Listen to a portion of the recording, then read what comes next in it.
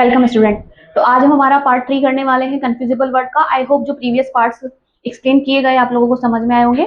तो कंटिन्यू करते हैं आगे। देखो, अभी जो हमारा आज का जो पहला वर्ड है, आप देख सकते हो कोई बड़ा डिफरेंस नहीं है इसमें, सिर्फ एक ई का डिफरेंस आ रहा है ना।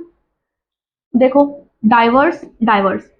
अब दोनों के बीच में क्या डिफरेंस है? देखो, ये जो डाइवर्स है इसका अर्थ होता है कई के सेंस में, है ना। जैसे कि हम बोले मैनी थिंग्स के बाद में बोले, है ना, मैनी डिफरेंट काइंड्स भी बोले, तो क्या कहलाता है भाई? मैनी, सेवरल, है ना, वेरियस। ठीक है। अब डाइवर्स की बात करें तो डाइवर्स से आपने एक वर्ड सुना होगा, डाइवर्सिटी, डाइवर्सिफाई।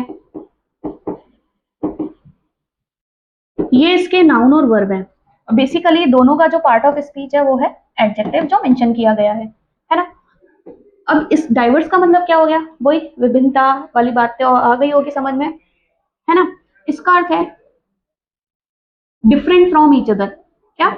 एक दूसरे से अलग। भारत के लिए ये तो कहते हैं कि हम सभी जो लोग हैं भाषा में अलग है, धर्मों में अलग है ना। तो डिफरेंट फ्रॉम ईच अदर, लेकिन क्या बोलते हैं? विविधता में एकता।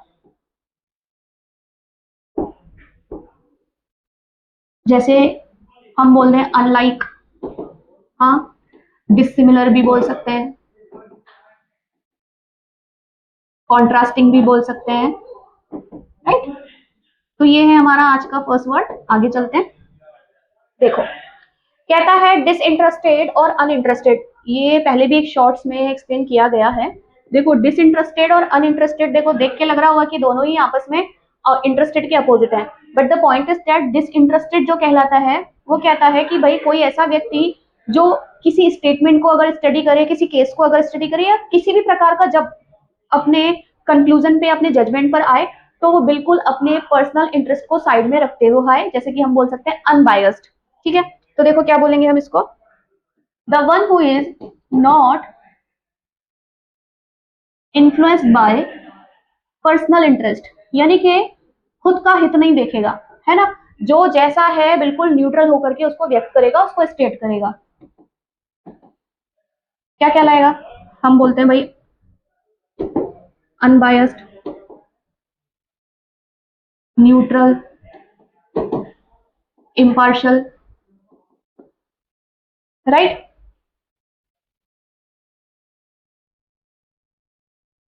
एक वर्ड और भी है, ऑब्जेक्टिव भी लिख सकते हो, यानी कि जो जिस चीज का उसको कार्य करने का उद्देश्य है वो उसी के ऊपर है, वो कहीं पे भटक नहीं रहा और खुद के हितों को देख नहीं रहा।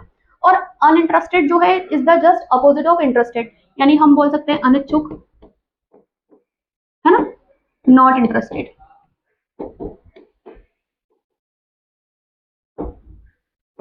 चलिए नेक्स्ट देखते हैं।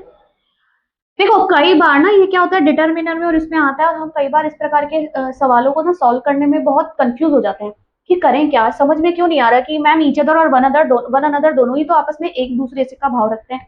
यस, बिल्कुल रखते हैं, but it is used for to. ठीक है। और used for more than to, है ना। कैसे? भाव क्या है दोनों का? एक दूसरे से या का। अब एग्जांपल देखो, मैं बोलूं प्रिया एंड शीना, है ना, सपोर्ट ईच अदर। क्या है? दो ही लड़कियां हैं, केवल दो ही सब्जेक्ट है। पर जैसे ही सब्जेक्ट बढ़ जाए, यानी दो से ज्यादा हो जाए, तो जैसे देखो, जैसे मैं बोलती हूँ फ्लड अफेक्टेड पीपल, है ना, हेल्प्ड वन अनदर। अब मान लो कहीं पे फ्लड आया, है ना, लेकिन लोगों ने ऐसा नहीं किया कि खुद ही खुद को फोकस किया, लेकिन लोगों ने आपस में भी एक दूसरे की मदद की। तो अब वहां क्या होगा? दो से ज्यादा लोग होंगे। फिर आता है ईच और एवरी। देखो, ईच और एवरी जो है डिटरमिनर भी है और प्रोनाउन भी है। जब प्रोनाउन होते हैं तो सब्जेक्ट की तरह भी काम कर सकते हैं, और जब डिटरमिनर होते हैं तो अपने साथ में किसी ना किसी नाउन को यूज करते हैं। जैसे हम बोले each employee, each student, every student, right, है ना।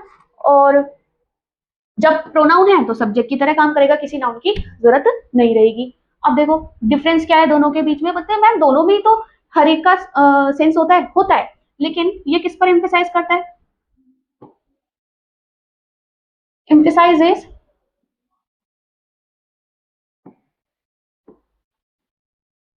इंडिविजुअली, यानी कि एक एक को लेकर के काम करता है। लेकिन एवरी की जैसे ही बात करती है आती है तो ये क्या लेता है भाई? ऑल मेंबर्स, ये सभी सदस्यों को ले लेता है। ठीक है, फिर देखो अब एक और चीज नोट करने जैसी है, यहाँ पर एक एग्जांपल लेते हैं। जैसे मैं बोलती हूँ he had books in each hand. अब बच्चा बोल रहा है कि यहाँ पे ईच हैंड क्यों, हम एवरी हैंड भी तो लिख सकते हैं। यहाँ पे क्या सेंस निकल रहा है कि हमारे कितने हाथ हैं भाई? 2 हैं। तो बेसिकली इसके लिए ये भी लिख लेना, ज्यादातर ये फॉर टू के लिए यूज किया जाता है। ठीक है, अब यहां बात आ गई, इन ईच हैंड आ गई। अब बोल रहे कि यहाँ पर हम एवरी क्यों नहीं लिख सकते? तो लिख लेना not used just for to, कि भाई सिर्फ 2 के लिए इसको यूज नहीं किया जाता है ना। हाथ कितने हैं भाई? 2 ही हैं, तो यहाँ पर हम ये लिख लेते हैं इसको समझने के लिए कि भाई एवरी को अधिकतर 2 के यूज में नहीं किया जाता। अगर जैसे 2 ही हैं तो आप वहां पर ईच को यूज करें। फिर देखो क्या कहता है, इथेरियल और एफेमरल। इथेरियल क्या है भाई? इथेरियल का मतलब होता है कि कोई चीज कैसी हो? डेलिकेट हो या लाइट हो, है ना। कोई चीज जो कैसी है भाई? डेलिकेट है या लाइट है, यानी कि फ्रेजाइल बोल सकते हैं हम। फ्रेजाइल क्या होता है भाई? जो जल्दी से टूट जाए, यानी कि नाजुक हो, है ना। नाजुक लिख सकते हैं। ठीक है, एफेमेरल का अर्थ क्या होता है भाई? जो कम समय के लिए हो, जो लॉन्ग समय तक ना चले, अल्पकालिक कहलाता है। क्या लिख सकते हैं भाई? Lasting for a short period of time.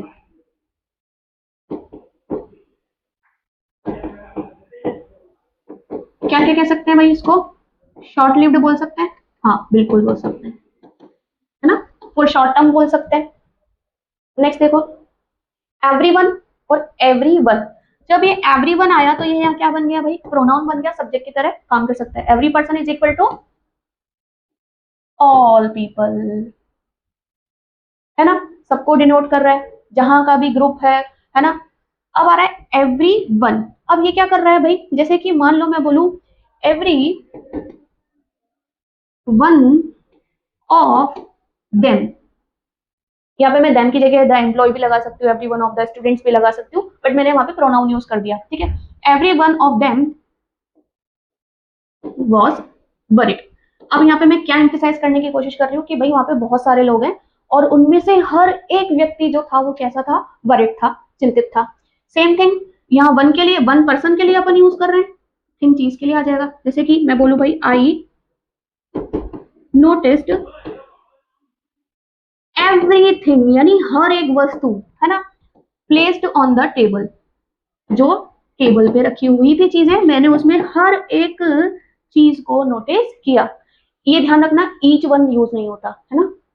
Each of जरूर होता है, ईच ऑफ देम बोल सकते हो, ईच वन नहीं बोला जाता। फिर आता है देखो क्या, एक्सप्लिसिट और इम्प्लिसिट। एक्सप्लिसिट का मतलब क्या है भाई? कोई चीज कैसी है भाई? क्लियर है, एविडेंट है, क्या बोलेंगे हम इसको? स्पष्ट। फिर वही जब इम्प्लिसिट की बात आती है, इम्प्लिसिट के 2 अर्थ है भाई। एक कह सकते हो आपकी कोई चीज कैसी है? कंप्लीटेड है ना, एंड नॉट डाउटेड है। कंप्लीटेड, है ना, और नॉट डाउटेड, जिसे हम निर्विवाद भी कह सकते हैं, जिसके ऊपर कोई विवाद ना हो। अब दूसरा ही इसके जैसा अपोजिट में सेंस रखता है, कैसा? Something which is not expressed clearly, कोई चीज ऐसी जो क्लियरली एक्सप्रेस यानी कि व्यक्त नहीं की गई, तो क्या बोलेंगे उसको? अव्यक्त, नॉट डायरेक्टली एक्सप्रेस्ड। ठीक है, नेक्स्ट देखो। अब ये है बहुत सही क्वेश्चन, है ना। ये आपका डिटर्मिनर में भी आ जाता है और आर्टिकल में भी आ जाता है। आर्टिकल में इसलिए आता है क्योंकि द, ए, फ्यू, लिटिल का कंफ्यूजन चलता है, तो इसको थोड़ा अच्छे से समझते हैं। सबसे पहले समझने की बात जो है वो ये है कि फ्यू को हम यूज करते हैं काउंटेबल नाउन के लिए, राइट, और लिटिल को हम यूज करते हैं अनकाउंटेबल नाउन के लिए दोनों का ही भाव सम का होता है, सम यानी कुछ। ठीक है, ये सबसे पहले क्लियर होना जरूरी है। अब जो दूसरा कॉन्सेप्ट बताने की बात है वो है, देखो, a few, a little, the few, the little. ये आता है भाई बहुत सही ग्रामर के क्वेश्चन में, है ना। अब देखो इसको समझते हैं। अ फ्यू में अगर है तो पॉजिटिव भाव रखता है सम का, ठीक है। और जहां सिर्फ फ्यू है तो वहां हो गया माइनस वाला, यानी ना के बराबर। सेम चीज विद द लिटिल, ना के बराबर, ठीक है। फिर यहां आ जाता है कुछ पॉजिटिव के भाव में, same thing with this also, कुछ पॉजिटिव के भाव में, यानी कि जिस भी चीज की मात्रा की या जिस भी चीज के नंबर की, क्वांटिटी की, नंबर की हम बात कर रहे हैं वो है, ये नहीं कि ना के बराबर है, अर्थात है। अब द फ्यू और द लिटिल का भी होता है स्पेसिफिक वे में, इसको लिख लो, जो थोड़ा कुछ, सेम थिंग विद दिस, जो थोड़ा कुछ। अब जो थोड़ा कुछ कैसे, जैसे मैं बोलूं भाई मेरे पास जो थोड़ा पैसा था ना, मैंने तो सारा मेरे भाई को दे दिया। अब ये स्पेसिफाई हो गया कि भाई जितना मेरे पास पैसा था, जो भी पैसा था वो दे दिया, है ना। अगर मैं ये बोलूं कि I gave him a little money, है ना, है ना, तो यहाँ क्या हो जाएगा कि यहाँ पे स्पेसिफाइड नहीं है, बस मैंने बोला कि भाई मेरे पास था, उसमें से मैंने उसको कुछ दे दिया। बट जैसे ही मैंने द लिटिल लिख दिया, यानी कि अब जो जितना मेरे पास था वो सब मैंने दे दिया। Same thing with the few also, है ना। The few toy I had, जो थोड़े खिलौने मेरे पास थे, आई लॉस्ट, मैंने खो दिए, है ना। अब मैं ये बोलूं I lost a few toys, तो मैं यहाँ पे क्या बोल रही हूँ कि भाई मैंने कुछ खिलौने खो दिए, यानी कि मेरे पास अभी भी है, उनमें से मैंने कुछ खो दिए। तो ये इस तरीके से a few, the few, little, the little, a little use किया जाता है। फिर देखो फाउंड, बेसिकली ये है क्या भाई, वर्ब है, सेकंड और थर्ड फॉर्म है, राइट। अब ये भी क्या है, वर्ब है, सेकंड और थर्ड फॉर्म है, ठीक है किसकी, ये जो फाउंड है ये फाइंड की है, और ये जो फाउंडेड है ये फाउंड की है, ठीक है। दोनों डिफरेंट वर्ड है, ध्यान रखना। ये तो किस यूज में आता है, किसी चीज को पाने के सेंस में, है ना, मिलना। कौन सा वाला मिलना, मीट वाला मिलना नहीं, जैसे मुझे कुछ मिला तो आई फाउंड समथिंग, पाया वाले सेंस में, ठीक है।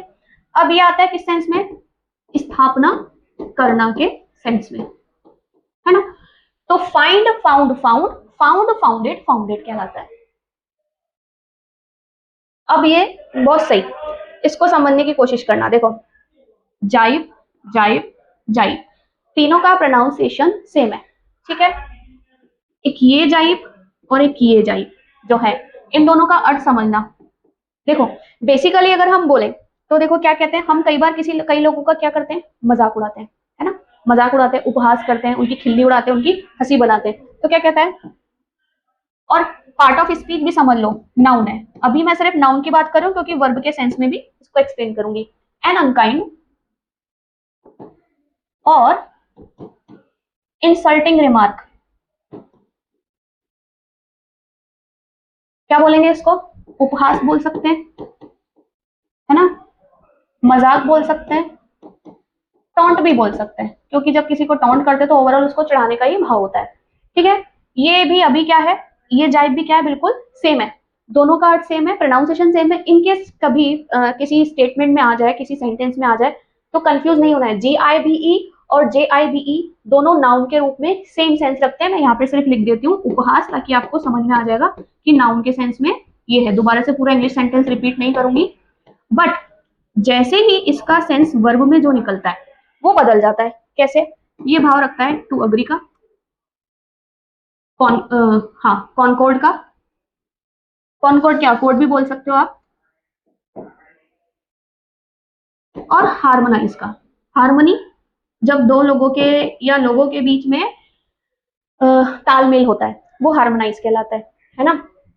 अब इसका मतलब क्या निकल रहा है भाई, यानी किसी के साथ सहमत होना, किसी के साथ, किसी के अनुसार, किसी के मतलब आपके विपरीत में कुछ नहीं। तो वर्ब के सेंस में जाइब क्या हो जाएगा, अग्री करने का, यानी कि सहमति रखने का भाव रखेगा। फिर आता है अब ये जाइब, JYBE जाइब, ये जो है ये बेसिकली यूज होता है, इसका पार्ट ऑफ स्पीच भी लिखे ना, वर्ब है। ये बेसिकली यूज होता है किसके लिए? सेलिंग के लिए, है ना।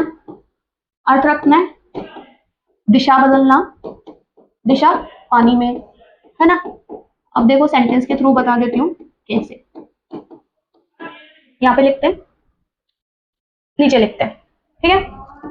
इट वॉज वेरी डिफिकल्ट, क्या था भाई? मुश्किल था। क्या करना? जाहिर करना। टू करेक्टली, है ना, टू करेक्टली जाइड द बोट या शिप इन स्ट्रॉन्ग विंड। जब हवा बहुत तेज होती है ना तो दिशा बदलना बहुत मुश्किल हो जाता है। ये है आपका जाइब, ठीक है। जाइब जाइब जाइब नाउन के सेंस में वैसे आप इसको तीनों का सेम ही भाव रखेगा। वर्ब में ये लोग डिफरेंट हो जा रहे हैं। वर्ब में ये सेलिंग के लिए नाउ मोड़ने का भाव, और वर्ब में ये अग्री रखने का, अग्री होने का, अकॉर्डिंग किसी के अकॉर्डिंग होने का, हार्मोनी रखने का भाव रखता है। अब आता है ये जैप। अब इस जैप की बात करें, यहाँ तो पूरा फिल हो गया। देखो जैप का मीन्स क्या है भाई? ये ना बड़ा कोविड के टाइम पे बड़ा फेमस हुआ था ये शब्द, क्या? आई गॉट जैब्ड, आई गॉट जैब्ड करके हुआ था। तो इसका मतलब है क्या? पोक करना, नच करना। क्या होता है इसका मतलब? चुभाना, है ना। जैसे मैं बोलूं, जैसे हम अपना फिंगर जैब करें, जैसे मैं अपन चिढ़ाने के लिए करते हैं किसी की नाक पे उंगली करना, हाँ हाँ दिमाग है कि नहीं है, फिर यहाँ पे बहुत ज्यादा प्रेस कर देते हैं, राइट। ट्रिक करना भी कहलाता है, राइट। तो चुभाने का भाव रखता है ये।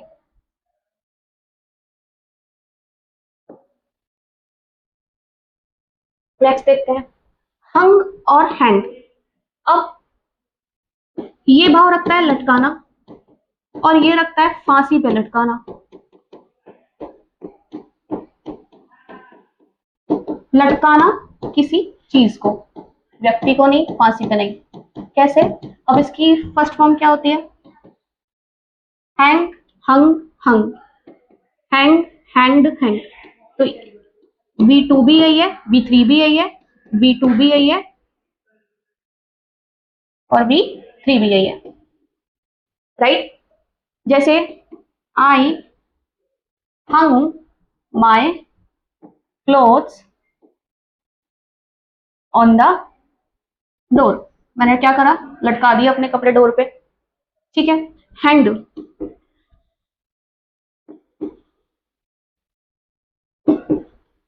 He was hang till the death. ऐसी देते punishment, he will be hang till the death, right. फांसी की सजा वाले भाव में। फिर देखो क्या है, होम और होन। देखो होम आप और हम सभी जानते हैं घर का भाव रखता है ना। और होन की बात करते हैं तो इसका मतलब है कि भाई समय के साथ सुधार करना। क्या करना? समय के साथ। जैसे टू किसी चीज का डेवलप करना, या to improve with a period of time. समय के साथ, समय के साथ धीरे धीरे जब चीजें सुधरती है ना, उसके लिए कहा रहा है ये, ठीक है। फिर देखो इनक्रेडिबल और इनक्रेडुलस। कल एक क्रेडिबल और क्रेडिटेबल वर्ड आया था, है ना। इनक्रेडिबल और इनक्रेडुलस का मतलब क्या है? इनक्रेडिबल का मतलब है अनबिलीवेबल, है ना, जिसके ऊपर विश्वास ही ना हो। तो जैसे बोल दो अनबिलीवेबल स्टोरी, राइट। फिर देखो क्या कहता है, इनक्रेडुलस। इनक्रेडुलस कैसा व्यक्ति? जो अविश्वसनीय नहीं बोलेंगे, अविश्वासी बोलेंगे। यहाँ लिख देते हैं अविश्वसनीय, यहाँ लिखते हैं अविश्वासी। जैसे स्कैप्टिकल बोल सकते हो, साइनिकल बोल सकते हो, सस्पिशियस बोल सकते हो। कैसा है? शक्की मिजाज, इनक्रेडुलस। अब बहुत सही, late, latent, later, later, lateral, और एक और वर्ड होता है आपने पढ़ा होगा, LETTER, लेटर। ये क्या होता है? ये तो पत्र होता है ना। अब लेट को भी देखो क्या दो सेंस में पढ़ेंगे। कैसे पढ़ेंगे भाई?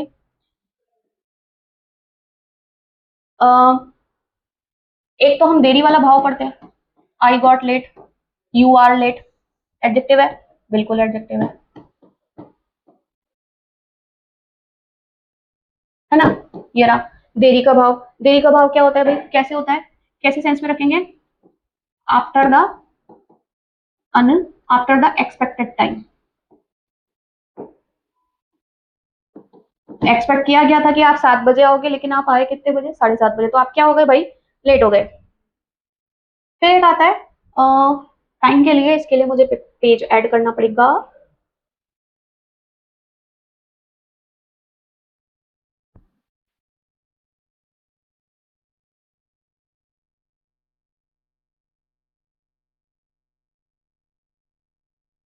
Late, late summer, late afternoon. अब इसका अर्थ क्या है, यानी कि नियर टू दी एंड, एक सेंस ये रखता है। समर का एंड तो बोलेंगे लेट समर, आफ्टरनून एंड होने वाले तो हम क्या बोलेंगे, ही केम लेट आफ्टरनून, है ना। फिर देखो नेक्स्ट क्या कहता है, नेक्स्ट यस ये हो गया। अब आता है लेटेंट। लेटेंट वर्ड तो वैसे आप बहुत अभी फेमस हो गया था लेटेंट वर्ड, है ना। बट बेसिकली ये किसी क्वालिटी या स्टेट के लिए यूज किया जाता है। एज एन एग्जाम्पल क्या, कोई चीज जो एग्जिस्ट तो करती है ना, बट नोटिसेबल नहीं है, मतलब है लेकिन अभी हमारे नोटिस में नहीं आ रही है, लेटेंट। जैसे कि छुपी हुई, हिडन बोल सकते हो। Exist but but not noticeable, क्या बोल सकते हैं, हिडन बोल सकते हैं, राइट। कंसील्ड बोल सकते हैं, गुप्त बोलो, छुपा हुआ बोलो। जैसे कोई इलनेस एग्जिस्ट तो कर रही है, लेकिन अभी तक हमें महसूस नहीं हुई है, या डिटेक्ट नहीं हो पाई है, डायग्नोस नहीं हो पाई है, ठीक है।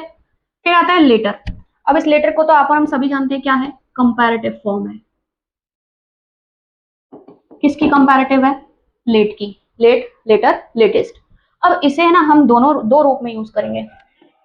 कैसे, एक करेंगे एडजेक्टिव के रूप में और एक करेंगे एडवर्ब के रूप में। अब देखो एडजेक्टिव के रूप में क्या रखता है भाव, बाद का, और एडवर्ब के रूप में क्या काम करता है, बाद में, टाइम की तरह यूज होता है। अब एडवर्ब टाइम की तरह क्यों बोल रहे हैं, क्योंकि एडजेक्टिव है तो जाहिर सी बात है इसको यूज करने के लिए मुझे क्या चाहिए होगा, नाउन चाहिए होगा। पर अगर जब इसको मैं लेटर को एडवर्ब के रूप में यूज करूंगी और टाइम की तरह यूज होगा, तो मुझे किसी भी नाउन की नीड नहीं होगी। अब कुछ एग्जाम्पल देखो, जैसे कि मैं बोलूं आपको, latter part of the story, है ना। अब मान लो कोई स्टोरी का बाद का भाग अच्छा है ना। अब मैं बोल रही हूँ बाद में, तो मैं क्या बोलूंगी भाई, जैसे मैं बोलती हूँ सी यू लेटर, तो मुझे इस लेटर के लिए किसी नाउन की जरूरत नहीं पड़ी। इसी के साथ के दो इसके इडियम भी हैं, जैसे हम बोले एक है later on, not later than, क्योंकि कंपैरेटिव फॉर्म है तो जाहिर सी बात है देन का यूज होगा ही होगा। लेटर ऑन, लेटर ऑन जैसे हम बोलते हो I will talk about this later on, है बात का ही भाव, है ना, बस इडियम है। Please come not later than 8 PM, क्या कह रहे हैं भाई, 8 बजे के बाद मत आना, कोशिश करना, क्या कह रहे हैं, रिक्वेस्ट कर दी तो मतलब 8 बजे तक आ जाने की कह रहे हैं। फिर देखो क्या कहता है, अब ये आया लेटर, ये भी लेटर है, LATER और एलेट, इसका इस लेट और लेटर से कोई कनेक्शन नहीं है। ये है कोई दो चीजें होती हैं उसका सेकंड भाग, जैसे कि मैं लिखूं being the second of the thing, thing बोल दो या कुछ भी बोलो।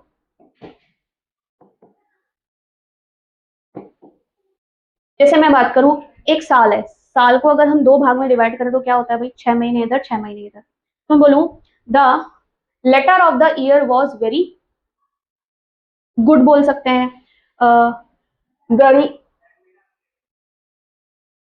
देखो latter being the second of two things, year को अगर हम डिवाइड करें दो सेक्शन में तो 6 महीने इधर के और 6 महीने उधर के कहलाते हैं। तो मैं बोलूं जैसे कि the latter half of the year, है ना, इज, या मैं बोलती हूँ मस्ट, इज नहीं लगाते अपन, लगाते हैं मस्ट, मस्ट बी। अभी तो अपन होप ही कर सकते हैं क्योंकि अभी देखो ना जुलाई चल रहा है, 7th मंथ जैसे स्टार्ट ही हुआ है ना। मस्ट बी, मस्ट बी कैसा होना चाहिए, गुड, अच्छा होना चाहिए भाई। अब बाकी के जो 6 महीने बचे हैं, क्योंकि अभी इस साल में हम लोगों ने ऑलरेडी बहुत सारे हादसे देख लिए हैं, वॉर देख ली, फ्लड देख लिया, मर्डर्स इतने देख लिए, सुसाइड्स इतने देख लिए, तो हम एक्सपेक्ट कर सकते हैं कि भाई with the latter half of the year must be good. ठीक है, फिर क्या रहा है lateral. Lateral is easy, side लिख लो या साइड वेज लिख लो, साइड का भाव रखता है ये बस। ठीक है, फिर नेक्स्ट देखो क्या कहता है, लाए, लाए, ले और ले। इसमें तो अक्सर बच्चे कंफ्यूज हो ही जाते हैं कि भाई ये है क्या। देखो, एक लाए को मैं लिखती हूँ लेटने का भाव, इंट्रांजिटिव वर्ब है ये। ठीक है, एक लाए को लिखती हूँ झूठ बोलना,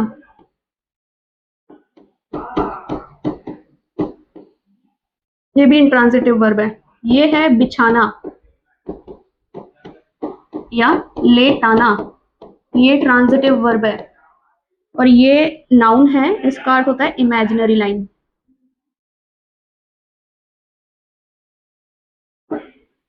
ठीक है, अब इसको समझ लो,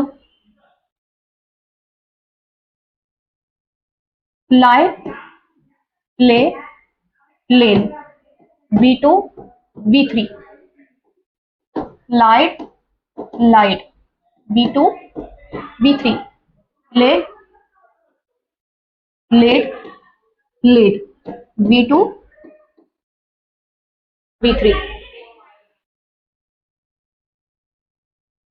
ये नाउन है तो इसकी कोई फॉर्म नहीं बनेगी।